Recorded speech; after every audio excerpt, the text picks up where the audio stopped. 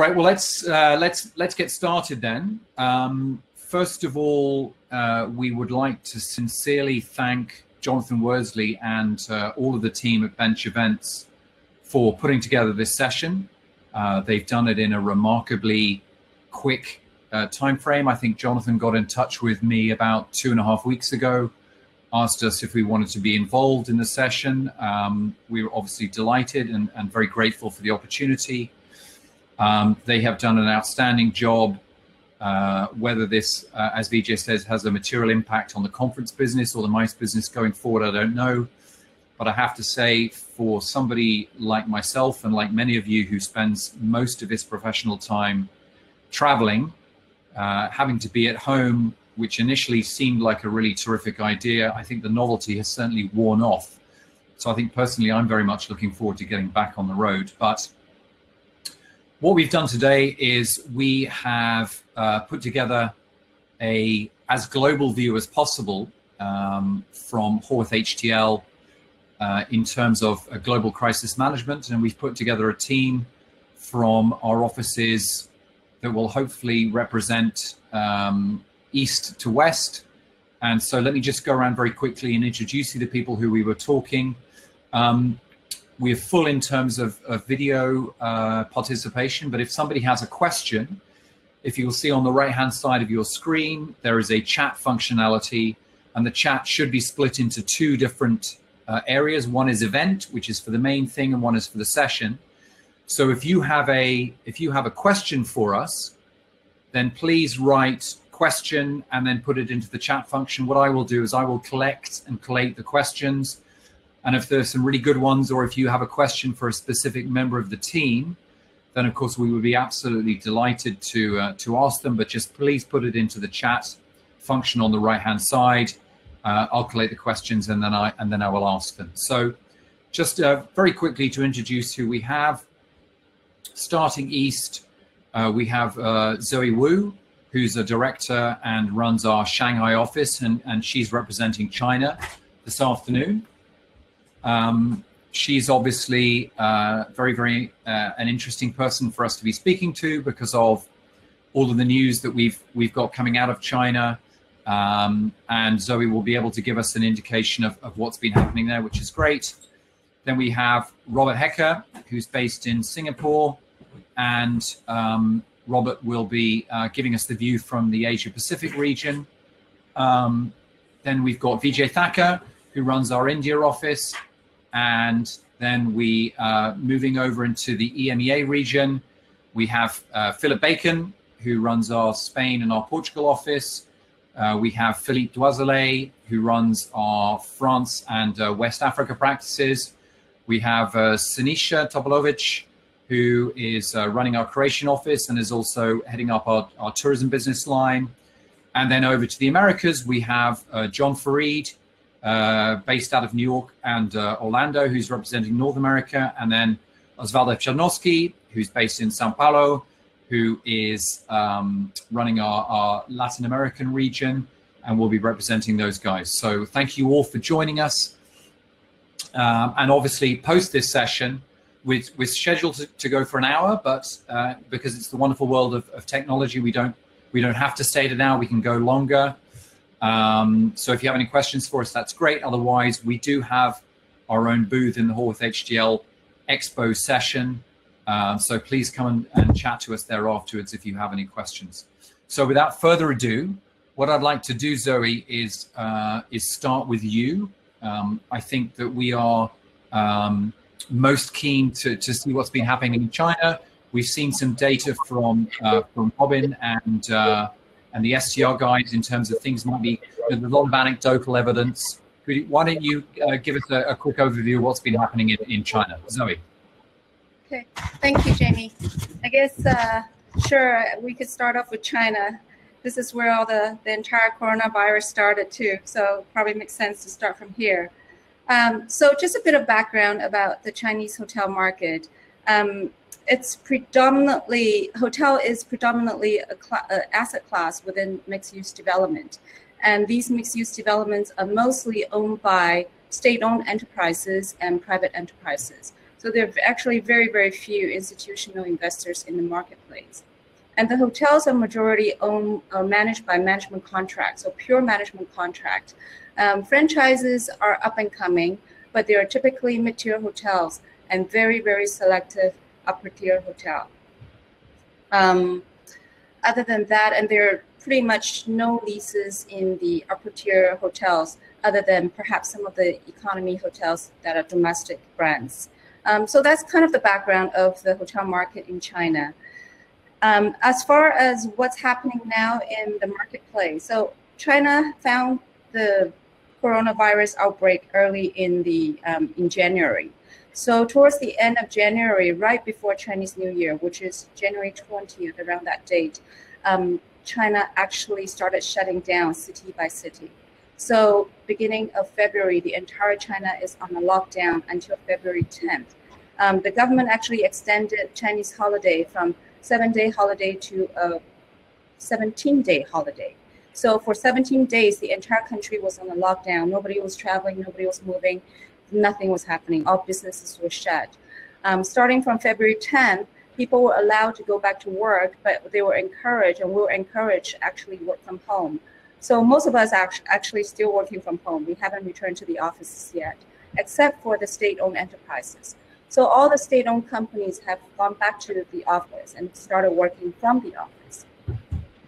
So what we've seen is there was a sharp decline in occupancy and rate, obviously, as you know, the SGR slides up earlier has shown that. But then it's slowly starting to pick up, and the pickup is due to a lot of hotels that are used as quarantine hotels, both for the medical staff as well as for individuals getting quarantined. So you can see that there are certain dates that are that have great pickups in occupancy. So these dates actually mark a certain policy that's being implemented and executed on a national basis, such as February 10th, end of February, and March 26th, March 28th. So those are the pickup dates in occupancy because there are certain policy that were implemented. The last one that was executed was March 28th, and that's when all foreigners were banned from coming into China, and everyone who's entering China, doesn't matter of nationality, doesn't matter of where you're coming from, all needs to be centrally quarantined. So that's sending everybody to centralized quarantine units, and these are typically hotel rooms. So there's a sharp increase in occupancy during that time. So that's a snapshot, a quick snapshot of what's happening in China right now. Thank you very much, Zoe. And is the feeling on the ground from the owning community that that's it now, that we're going back to normal and things are going on an upward curve, or is there still some trepidation in the market? I think there's still a lot of uncertainties for sure. People aren't sure what to expect because when the coronavirus or when the outbreak was under better control by the end of March or by the middle of March, we thought we were coming to the end of the tunnel. But then we're starting to get the infection coming in from abroad, bringing additional patients into the country. So with that, the second phase is starting to pick up now, the number of patients coming in China. So with that, they're building onto the uncertainty. People are actually not sure when to expect the end of this. But for now, we're expecting Q1 and Q2 is definitely a wipeout for China. We're hoping to see recovery in Q3 and definitely sort of normal status back in Q4. That's kind of what we're expecting. The owners right now, they're just two primary tasks that they're doing, finding low-cost financing and building cash flow. That's the only thing, just protecting cash flow. And is it up to the individual owners if they're opening their hotels or not? Do they need to get permission in some way, or is it really up to themselves if they open? It's pretty much up to themselves, unless if you're state-owned hotels, then it's slightly different. But most of the hotels actually they have the free will to choose if they want to stay open and how many rooms do on this day they want to keep open. But a lot of hotels have chosen to shut down part of the floors, guest room floors, as well as some of the facilities. But many of them have turned the food and beverage restaurants into delivery services. Okay. And China is on delivery even from before, so that's easy for them to adapt to. Fantastic. Thank you very much, Zoe. We will definitely come back to you and ask you another question. Let's move now over to Singapore and Robert Hecker. What's the view from there? Yeah, so of course the region's quite wide, so it'd be too hard to try to talk about everything. So I'll just focus on Singapore since that's where I'm based. And you know, probably different from a lot of the countries represented here. We just today are starting our real kind of lockdown, although nobody's calling it that. But it's a stay home order, and you know, can't even meet up with friends or anything like that. So we're really our day one is really kind of starting now, although the impact has been happening for a while. But so what was happening was the borders were closed a little while ago, but the staycations were something that the hotels were, you know, kind of a lifeline to market to the domestic market. But now with this latest thing starting today, that's not possible. So the only thing the hotels can really do at the moment here in Singapore is either leasing the hotel effectively to the government for quarantine purposes or restriction purposes, or there's also a market for Malaysian workers because the border was closed with Malaysia, and a lot of the workers in Singapore come from Malaysia daily before. So their companies are housing their employees from Malaysia in hotels. But you know, across the whole market, that's not much when it comes to room nights, and those are probably concentrated in, you know, particular hotels. So we're seeing hotels effectively having to close operations. You know, we did sentiment surveys. We've been doing some sentiment surveys, one in Singapore and Indonesia, Philippines. We did one in China earlier. And, you know, who knows, of course, what will come, but what the sentiment is everyone's prepared for a minimum of 6 months. The majority were saying minimum of 6 months, and about a third of them were saying as much as 12 months. I don't think we even asked about past 12 months, but that's basically everyone's expecting kind of a long-term process for working through this. So in terms of what the 6 months being closed, or 6 months for it to the impact. Okay. The impact. So in terms of the closure, we can't really say for sure, but for the next 30 days, for sure, everything's closed in terms of the borders, and everyone's supposed to be staying home to the greatest extent possible. And of course, everyone expects occupancies to be the hardest hit going forward. So even when things are been happening, occupancy has been the biggest impact. ADR is really not so affected because it didn't make much sense to play with that other than doing some packaging for the staycations for the domestic market when that was what they were going after. But probably after when the borders do open, then probably rate will be one of the things they're going to play with to attract demand back to the market. So we'll probably see both. But when it comes to RevPAR, the biggest impact in the decrease has been from the occupancy. In terms of what's happening for other ways to mitigate and support, I guess the Singapore government is been quite ahead of the curve in terms of offering subsidies, and they just increased their subsidies as of today, and particularly for the hotel and travel industry, where they're going to support the salaries for those workers up to 75%, up to a certain salary level, of course. And they're also passing a bill today that's going to allow anybody with leases to defer those for 6 months. So they're stepping in a lot of different ways. Of course, property taxes are being waived or deferred, and anything they could think of that can help mitigate any bankruptcies or any closures for permanents like that for at least the next 6 months. That's what they're currently planning for, is protecting everything for at least the next 6 months. So probably, yeah. And is your feeling that the Singapore hotel market will come out of this period in the same structure and the same format as it was now? Is this a feeling that everything's on ice or being mothballed for 6 months, and then assuming demand picks up, everybody carries on? Yeah, I think they would be getting back to business eventually, but of course the big thing is when. But yeah, the expectation is that it would be back to being a major tourism destination and hosting major meetings and all that kind of stuff. But it's going to be stretched out for quite a long period. But should be, assuming that,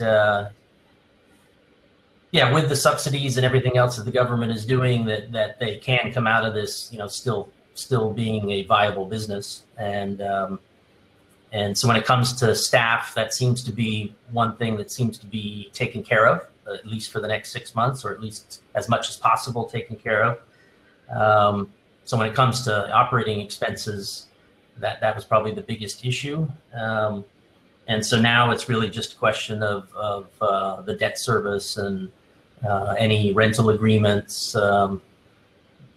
Yeah, mainly the debt service, I would say. And those discussions are probably all happening right now. That's going to be the major discussion point. But the government will also be involved probably in having other measures that would, not enforce, but same like they're doing with the rental deferments, that there would be mandated deferments for the loan payments as well. So are you expecting bankruptcies across the board, or do you think this deferral of that will stop that? No, yes, so that's what I was saying, that it should stop that or stem that.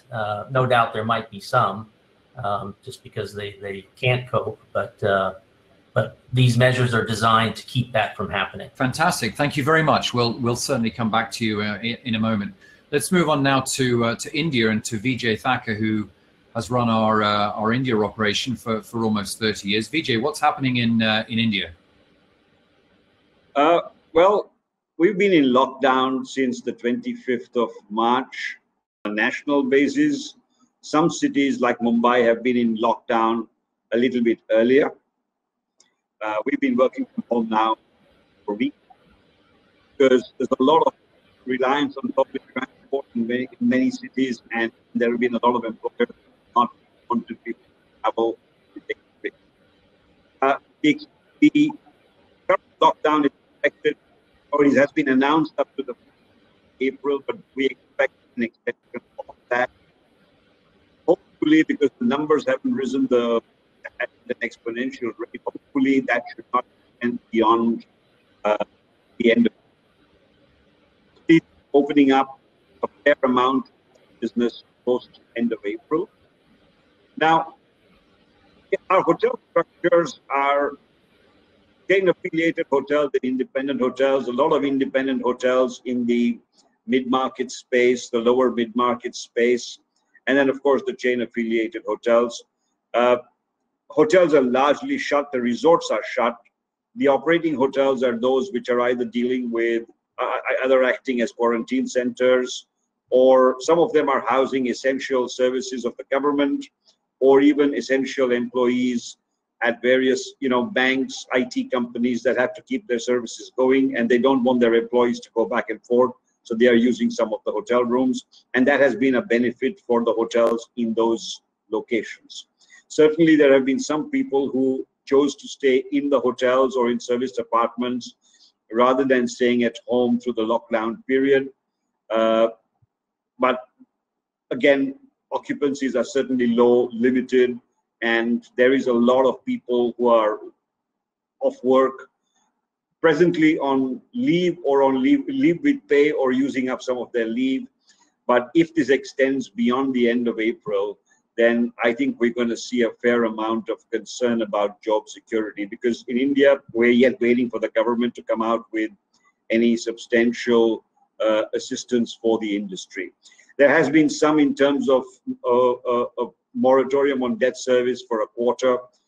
And the fact that it's a quarter is probably still telling us the government's perspective that they hope that they don't have to extend this much beyond a quarter. Now, the good thing from an India perspective is that we rely a lot on domestic travel, business travel, leisure travel, and MICE. And we have a fairly robust segment from the domestic side. Yes, we certainly want the international piece, and that is very valuable. But that's gone missing, of course, as all the flights have been shut.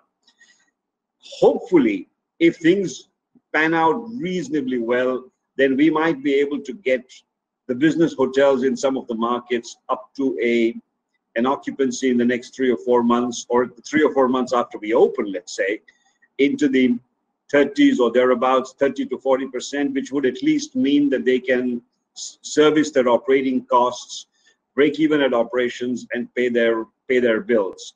One of the good things that has happened is that the electricity companies have tweaked their charges for power, and therefore they're only charging for what's actually consumed rather than the connected load. That's a good benefit for the industry.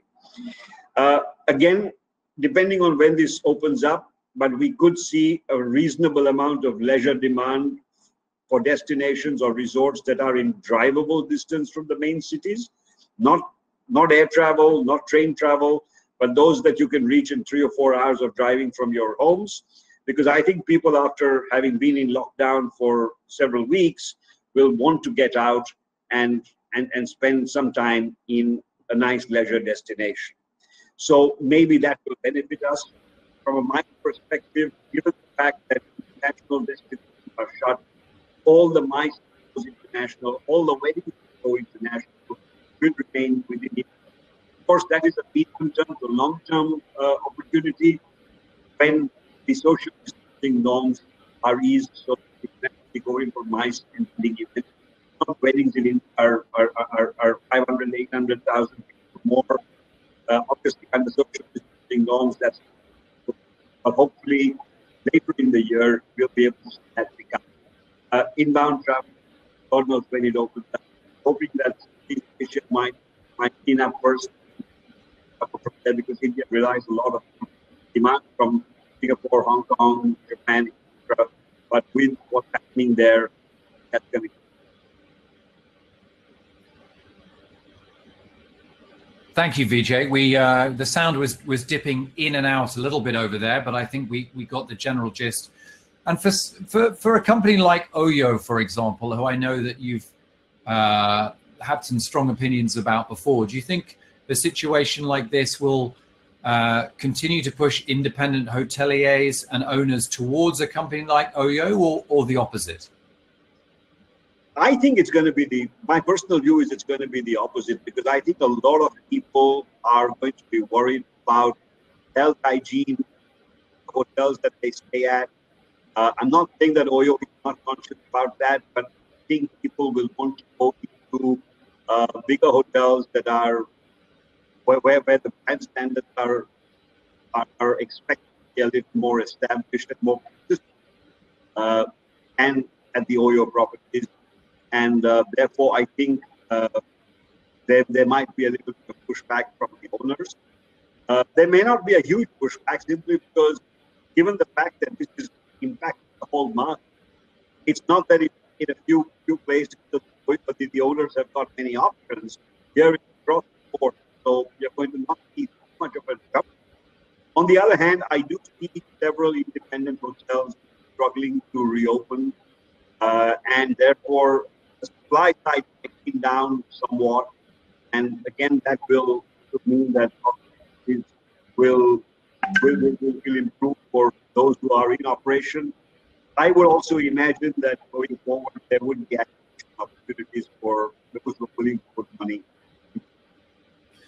And what advice are you giving to your hotel owner clients at the moment, Vijay, in terms of what they can be doing specifically? Is it, what tips could we be giving them? Is it very regular contact with the bank, or they should be dealing with their legal department to be looking at their contracts? What can they be doing? Well, I think the first thing that we are telling them is, please conserve all the cash that you can, and which means that you talk to your banks, ensure that all your commitments are forward. The way the moratorium deferment, the moratorium structure has come out is that it's not an automatic for each company. You've got to go and talk to your bank. Right. What a lot of people didn't realize is that when you've got working capital facilities with a waterfall mechanism, well, you've got to change that, because under the waterfall mechanism, the money first goes to the banks to hold enough money to service debt before they release for working capital. Right. You've got to go and make a conscious change in that so that you can get your money for working capital. We're also telling the banks and the lenders, saying that, hey guys, recognize that an operating hotel has got far more value than a so by arbitrarily shutting down, and I'm not saying that you should report any and every case, but please assess it very carefully, because by shutting it down, probably hurting that security much more you do. Okay, that's good advice. Thank you very much, Vijay. Now let's move over on to EMEA, and let's start with Sinisa Topalovic, who runs our Croatian office. He's also a tourism expert. What are you seeing in Croatia, Sinisa? Sinisa, Croatia is an interesting market because it's fairly representative of Southern European markets in terms of it's incredibly seasonal, and so we're now into April. We start getting into May and June. Things aren't looking so great. In terms of for the owning community, the investing community, when are they really looking for? One of the other sessions was talking about that break-even period. When do they really need to be up and running and operating efficiently before the whole year becomes a write-off? Okay, fascinating, excellent. Thank you very much. We'll come back to you in a second.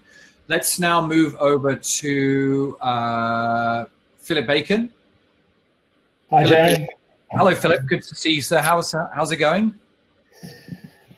Well, where do we start? Spain has been obviously quite a lot in the news on a global basis because of the incidence of the virus in the country, which has been significant. If you think of that world table of infected people and sad deaths, then Spain has been in the headlines, which is very unfortunate. The lockdown has been in place since the middle of March. We had started social distancing sometime before that. The state of emergency has been extended now officially until the 26th of April, but is likely to be extended further. The 26th of April coincides with a 45-day rule in the Constitution, which is difficult for the government to override at the moment, but it's highly likely that it will be extended. It's recently been limited a little bit in the sense that some non-essential businesses will be coming back to work after the Easter holiday. But essentially, we are all still in lockdown. We're at home, working at home as best we can across the nation, and you can go out to buy food, go to the pharmacy, or take your dog for a walk. That's about it.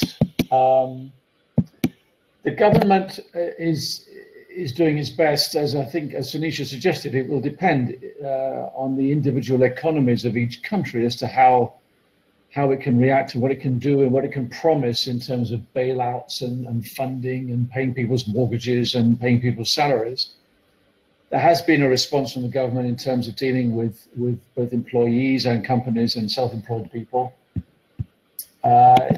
Politically, Spain has got a bit of a problem. I think it's pretty divided as a political entity, and I think that there's been a little bit of political posturing going on, which means that perhaps the head of the government doesn't really have all the support that he would hope to have,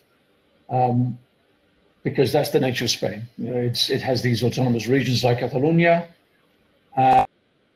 attempted, I suspect, to get some political capital out of what is a very unfortunate situation. I'm shocked that this would be the case in Spain, Philip. Absolutely. Yes, it's horrifying. I must say, we're all shocked. So we have 13,000 reported deaths. 40,000 people have recovered, which is good news, and over 135,000 people have been infected. There is talk now of the peak being approached. No one quite knows when that's going to happen, but the positive talk is that the peak is on its way. Most comments I've seen suggest that will probably arrive sometime in the middle of May. But we don't know for how long that will continue before it actually starts to flatten out. So from a tourism and a hotel point of view, as you can imagine, and it's the story around the world, the tourism activity fell by 98% in the 3 weeks to the 23rd of March, which is when officially all hotels had to close. So there is, as there is in most countries, a small number of properties which have remained open. Many hoteliers have made themselves available as temporary hospitals or as accommodation for essential workers. But effectively, the country is closed in that sense.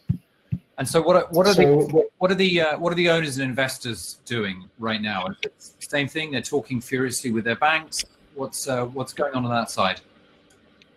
Well, I think it's fair to say, and I don't think this is anything unique to Spain. I suspect it's true of perhaps most countries that are still in the thick of lockdown and in the midst of closure. And this is from talking to both operators and owners, is that they're essentially, people are just in shock. They don't quite know what to do because people have, for example, I have a client who's presented their rental invoices for the month of April, and just to see what was going to happen. Obviously, the response has been, no, we're not going to pay you. So now everybody's facing this unprecedented situation whereby, with all the goodwill in the world, your contract, whether it's a management contract or a lease contract, it really didn't take this into account. And I think you'll find that even if you have a sophisticated management contract with a very large section on force majeure, this wasn't contemplated. So I think that what we're seeing, both from owners and operators, and also from the banks who are very heavily involved in all this, is a willingness to sit down and say, guys, we need to deal with this separately. We can't really use the contract here. We're going to have to reassess everything, and this is where we are. I think it's probably too early to make any sort of sensible statement about exactly how that's going to fall out, other than the fact that now we know, as we are in April, the big strong season in Spain is in theory just about to happen. It's not going to happen, and now everybody's just gone back into a hole and they're just working out what the hell they're going to do. And really, they're dealing with urgent rather than important. They're dealing with their staff. They're dealing with they can actually come up with a scheme which means that they can avoid the cost of staff, but still not have to fire everybody, because nobody wants to do that. So these are all very practical issues that are to do not necessarily with your capital structure or your financing.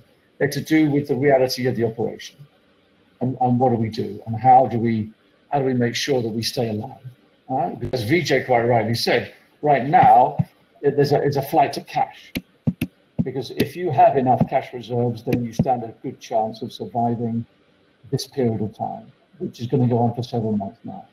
So it applies to individuals as much as it does to companies. So that's what's going to happen, and I suspect that now those people who were in a good state before this happened will be able to protect themselves as best they can. Those who were in a bad state, and that was still happening in Spain before this happened, will become even more vulnerable. So it's a strange situation whereby the circumstances of the virus, as it affects individual people. So if you already had pneumonia and then you get the virus, well, the news is not very good for you. So if you are already, as a hotel, in a bad way, and this happens, then you are vulnerable. And that's where we're already seeing people talking about the opportunities that will come out of this. And I see that as a way of accelerating a consolidation in ownership that in fact was already happening in the industry.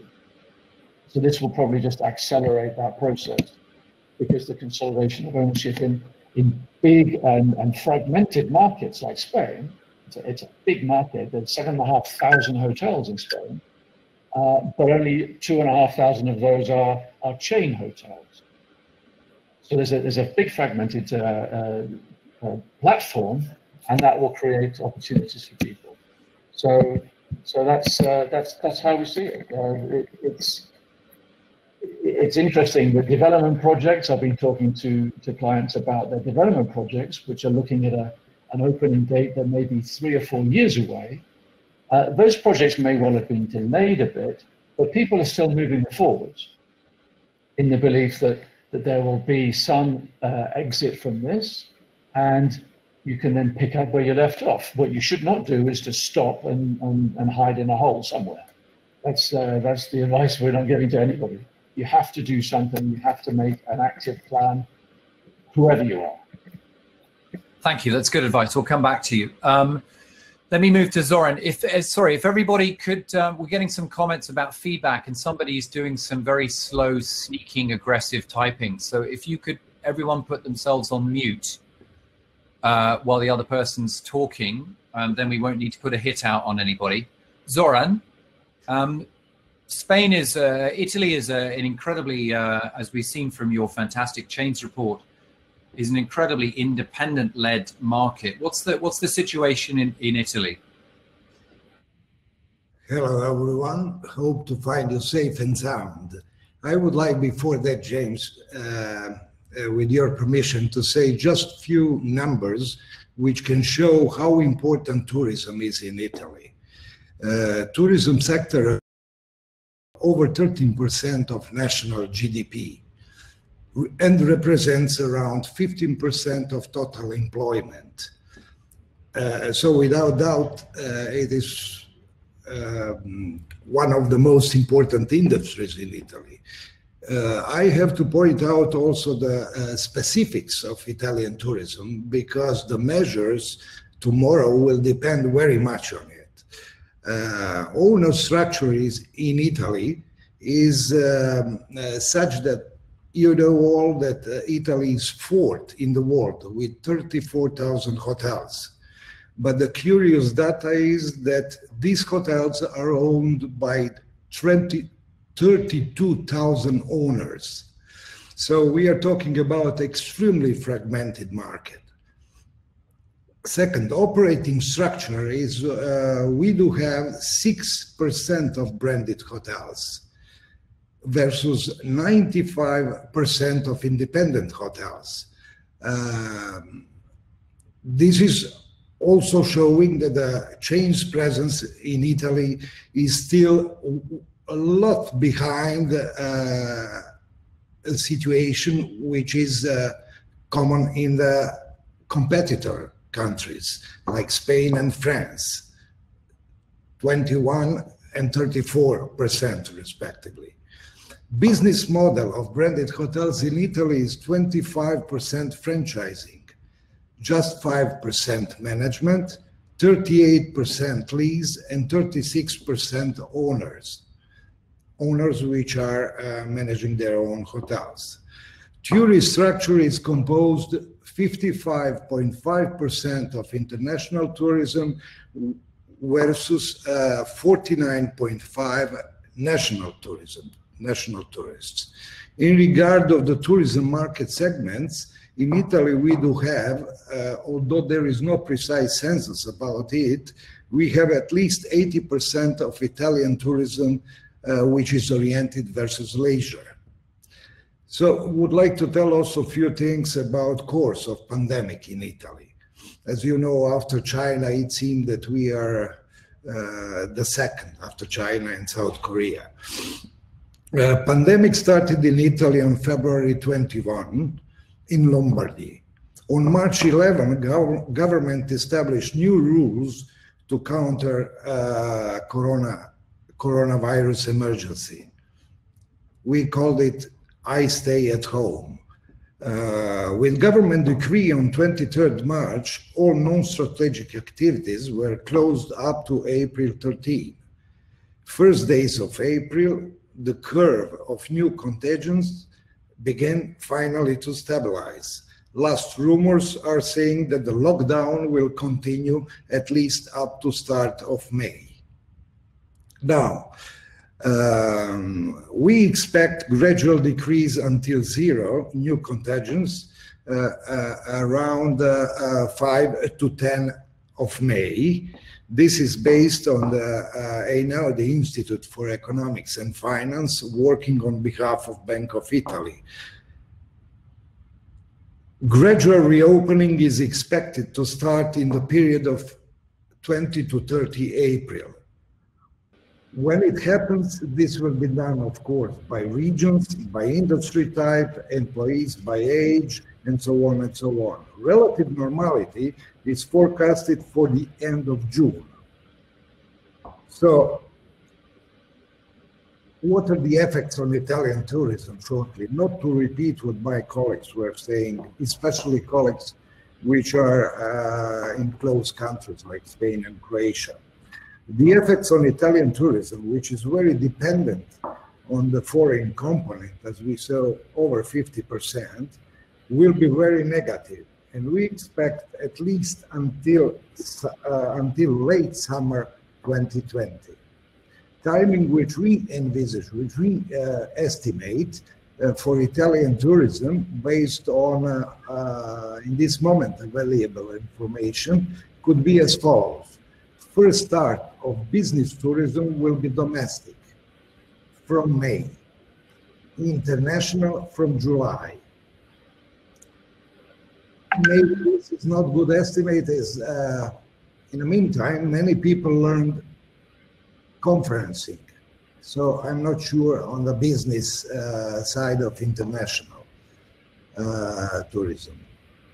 The start of leisure tourism, we do expect for domestic from June, July, and international from August, very probably September, October. Generally, we expect for pandemic in Italy to last 3-4 months altogether from when it started in February, and that stabilization period for tourism in Italy will need not less than another 3 to 4 months. Practically will end up to the end of the year. Response of institutions, what are institutions doing in this situation? Always not to repeat what already Philippe was saying for Spain, but it's very similar. Italy is counting a lot on European Union. Hope European Union will be, this will be a strong test for European Union solidarity. Let's hope that EU will not give the reasons to Italy to rethink its participation. Italian government is doing everything in the field of wages, support for millions of tourism employees, on tax relief, on revenue, income and property taxes, working capital, favorable loans, financial aid in the forms of grants and moratorium on technical defaults, and finally, government is working on promotional campaign for Made in Italy. Thank you, sir. Let me jump in there. I think we need to close at midnight. Let me move on to Mr. Doizelet, who is representing France and West Africa, two very different. What's the situation in France, Philippe, and how are the owners reacting?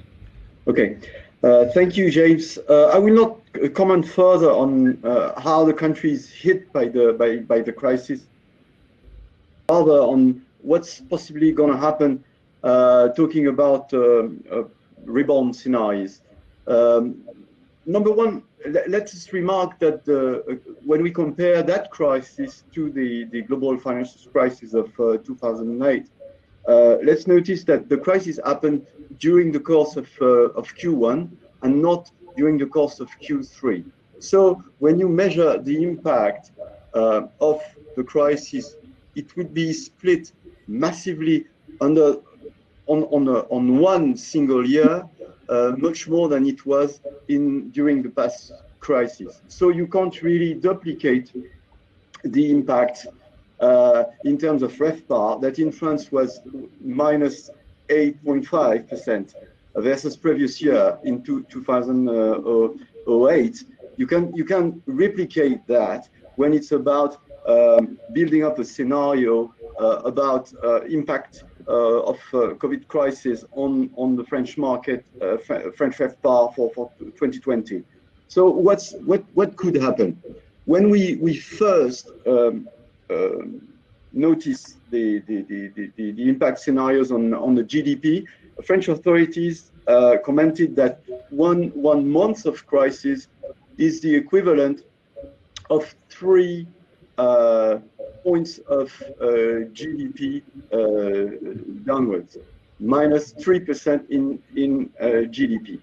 So now the basic scenario we can imagine is to have at least a crisis lasting 1.5 months. That makes 4.5 points of GDP down, or 6 points if the crisis lasts longer. I can't imagine we go below 6. But let's imagine what that means in terms of consequence over a single year. If we are down 4.5 or up to 4.5, RevPAR will be down by 20%. Because the sensitivity between GDP at current value change year to year and change in RevPAR is about 3 to 4. But at the time the hotel closed, it worsened.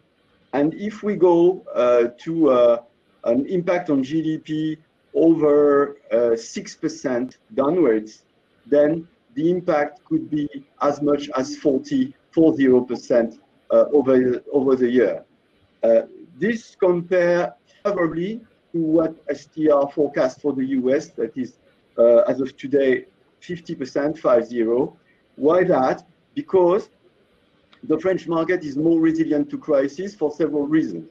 Number one, the government pays subsidies. I mean, we pay enough tax that at some point we have some rewards. A crisis period. So for the time being, there is a system that support redundancies, temporary redundancies, up to 70% of paid salaries. So that is designed to preserve jobs and to have all the hotels to be in full force at the time it will be good to reopen. So reopening, why that? You need to have some good reasons, and I can give you 2 good reasons. Number one good reasons is that in France, the domestic market is very strong. It's one of the strongest domestic business market in Europe with Germany. And domestic business travel could sustain the market for a good part.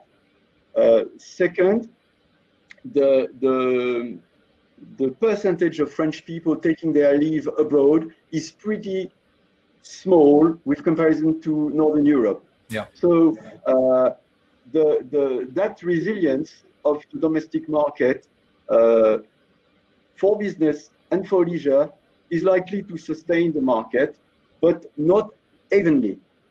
It is anticipated to have much resilience in the mid-market and economy segments. That was exactly the opposite. The pre-crisis scenario was that luxury hotels were trading about 10 occupancy points over and above economy hotels. That was the world upside down, and now I think we go back to the fundamentals. It remain complicated. In my view, it will remain complicated for luxury and top-end properties because their market is based on long haul, and there's a big question mark on long haul travel. I know that some very optimistic people quote that in China at the time people rushed to Louis Vuitton to buy handbags. I'm pretty happy with that, but I'm a bit, I would say, cautious on buying a scenario through which Chinese people, we try to fly to France just like before from day one. It seems to me very improbable. Next very complicated segment to me is MICE. Have you seen major industry events are cancelled, postponed, and on and on? And we have a big question mark. So in brief, either we make the recovery starting before summer and we go -20, but this is very unlikely. Either it will happen in September and most likely around -40. That's my quote for the French market. Perfect. Thank you very much. Mr. Farid, you've been sitting there very patiently. Would you just one very quick word on Africa, because some questions were on Africa as well. Just saying that Africa is a matter of long term. Those countries are really has experienced a growth in GDP of 6 to 7% per annum. So they are totally under-equipped today. So even though there's a very deep crisis, the fundamentals of African market have to be looked at on the long-term perspective, and I'm very confident on the fundamental of the African markets. Thank you. Okay, great. Thank you, Philippe. John. So I don't think I have to explain a lot about the differences in the U.S. and the rest of the world. It seems like it's been very similar from an experience standpoint. Just very quickly, like Zoe, I want to express kind of what our market is for those who don't know, but we have about 56,000 hotels, 5 million rooms, so to speak. And our ownership is a lot of institutional, a lot of REITs, private investors and investment groups and high net worth individuals. I would say that obviously, like everybody else, we're experiencing occupancies, revenues, and stock prices even that are in the basement as we get used to operating in what has become a zero revenue game in the hospitality industry. One of the points I would like to make, though, because I see in the chats that people are asking about how the hotel industry is going to be viewed by lenders and equity people, capital groups. I just want to be clear that we understand this is happening on every segment. Our office buildings around the country here in the US, from LA and New York, even here in Orlando and Miami, are all closed. So no tenant rents are being paid. The major malls are closed. Obviously, I'm here in Orlando rather than in New York. And Disney, Universal, SeaWorld, Busch Gardens, all the big destinations are closed. So this is going to affect, I don't think anyone is going to come out of this unscarred. Whereas in previous downturns, I don't think it was this broad. So I don't think that we can predict how those people are going to react to our investments and our assets when they start financing. It's going to be a balancing game against what has been safe, in my opinion. One of the big questions that's been asked, and I really want to address it, is how long are we going to keep our properties closed? How long is this going to go on? And I'm hearing that this is different from region to region. And I just want to tell you that we're expecting all the pundits from Wall Street to our major brand people, so to speak, our talking heads, are all saying that it's going to be another 2 or 3 months on average. It will be possibly the end of fourth quarter before we really have any meaningful, if not break-even, NOI, and that we're not expecting meaningful return on investments in terms of profitability until at least second quarter of next year. But again, those are all guesses at this point. One of the things I would like to point out is what are we doing now in the industry? When we talk to our clients, we know that projects that are under construction that aren't to open in the next couple of years are fully funded and moving forward with a lot of energy and I guess seemingly no worries, because we think this is all going to be over. So that's a good thing. But I just want to say that most of our hotel and resort clients are continuing to work through the issues. One thing that they learned, their hotels like never before. I mean, it's become quite an exercise. I think that they are in the process of holding on to cash, tapping into available cash lines, reviewing their hotel management agreements just like everyone else, and their operating leases, and they're working on getting deferrals and extensions, hopefully without hitting their credit, so to speak. They're even, you know, we're having calls with people who are asking questions about the availability of their FF&E reserves and whether or not they can tap into that, pull that into their cash to help service debt.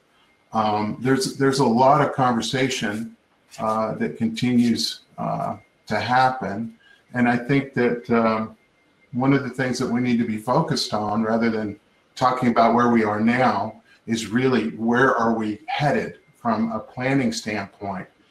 The game plan now should be on planning and mitigating the costs for reopening our hotels and resorts. How are we doing that? What are we doing now to mitigate some of those costs and sort of, I guess, flatten the curve from a timeline, to use a phrase, of what it's going to take to get us open. We're encouraging people to keep their engineers on property, to keep a nominal staff in the building to make sure that everything's working, their systems are running, and basically do anything and everything to keep their key team members in place at the hotel resort. Obviously the GMs and DSMs and others there. I would say, you know, one of the other things, for some reason, I'm getting a lot of phone calls on here in the States on a global basis is what should we be doing with our sales and marketing? And there's a lot of mixed messages here from the brand or our friends at HSMAI, Hospitality Sales and Marketing Association International. And I'm going to disagree with Bob Gilbert there and say that, in my opinion, you do not need to be doing sales and marketing right now. You should be saving those funds and keeping your powder dry, so to speak, until that investment and activity can get some kind of measurable return on investment. As someone said earlier in the session in the chat line, no one is going to travel until they know it's safe and legal. Here in the US, one of the interesting perspectives is we have 50 states, and each of those states are operating more or less independently. Our federal government has chosen to kind of stand back and not make any mandates about things. So we've got, for instance, Georgia and Florida are in competing open, closed beaches situations. It's not a systematic nationwide approach. So until we can travel legally and you don't get a $1,000 fine for walking on the beach, or, you know, a $500 fine in another state for riding your bike in the park, people are not going to travel. So I think it's going to take us a while. But I will say this, I just want us all to think about this globally. Please remember that anytime we've experienced this type of event, and this one is unprecedented by far, as we do begin to ramp up, I think hoteliers, and I'm begging everyone, please do not make it a race to the bottom from an ADR perspective in the hopes of achieving occupancy, because we know how long it takes us to recover that, and it's ridiculous. So at least get some kind of profit on your ADR. Don't try to get to break even. Something a little bit better. My 2 cents on it. That's some good advice. Thank you very much. Last but certainly not least is the view from Latin America. Osvaldo, thank you, sir. You've been sitting there very patiently drinking cups of tea and all of that good stuff. It's, you know, the region seemed unaffected initially, or at least it didn't seem to be much of an issue, and now things have changed. What's your view? What's going on in your part of the world? Well, it's not very different that in the other part of the world, because the governments in all the region delayed a lot to understand how bad the situation could be. So the measures were taken very slowly and very late, but with the situation now is almost in all South America, the resorts are closed 100%. The corporate and the urban hotels are trying to reconvert, are trying to help hosting doctors, medical teams, and also, especially here in Brazil, they are talking about converting for infected people. So it's a process which is going on right now. All borders are closed, or airlines are not flying. So, but it's important understanding two things. The region comes from very good years of prosperity. So the main concern now is obviously when to reopen and how will the market come back, which segment will come back, especially Brazil. The MICE segment, it's huge, it's very relevant. So, for instance, this is expected to be very affected, and much uncertainties in terms of when and how market will come back. The business segment and the tourist segment, what happened is a bit similar that the Vijay said about India, because there's a concern about the airlines. What will happen with them? There are not much airlines in connecting all South America, Latin America region. Most of them were in troubles before, so it's expected to have mergers, acquisitions, bankrupt, nationalizations of the airlines, that it will immediately affect both of the business and the tourism segments. So the proximity tourism, all destinations reachable by cars, they are expected to recover faster and quicker, because as Vijay said, families are tired of being at home, and they will as soon as they were authorized, they will keep their cars and go to the mountain, to the beach, to different places. The financial situation, it's quite different in every country. In Brazil and Argentina, as there were no loans, the hotels are mostly they don't have debts to pay back to any bank or any financial institution. In Chile, Peru, and Colombia, the situation is a bit worse, because most of the new hotels got long-term